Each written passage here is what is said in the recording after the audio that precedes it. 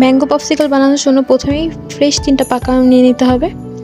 আমগুলোকে ছোট ছোট টুকরো করে কেটে নিব এবং একটা ব্লেন্ডার জায়গায় নিয়ে নিব।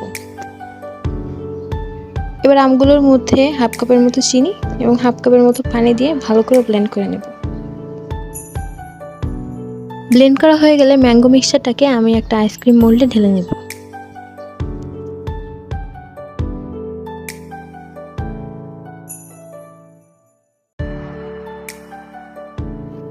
এবার লিডগুলো দিয়ে ভালো করে কভার আপ করে নিব এবং 10 থেকে 12 ঘন্টার জন্য ডিপ ফ্রিজে রেখে দেব। আর যাদের বাসায় আইসক্রিম মোল্ড নেই তারা এই ধরনের যে কোনো গ্লাসেই আইসক্রিম জমিয়ে নিতে পারো। 10 থেকে 12 ঘন্টা পর আইসক্রিমগুলো বের করে নিয়ে নর্মাল পানির নিচে এরকম ভিজিয়ে রাখলে আইসক্রিমগুলো সহজেই বের হয়ে আসবে। এবার গ্লাসে যে ম্যাঙ্গো ললিটা জমিয়েছিলাম সেটাও বের করে নেব। এটাও দেখতে কিন্তু অনেক সুন্দর হয়েছে। এবার আমি ম্যাঙ্গো পপসিকলগুলো খাই আর তোমরা বানিয়ে খেয়ে করো এনজয়।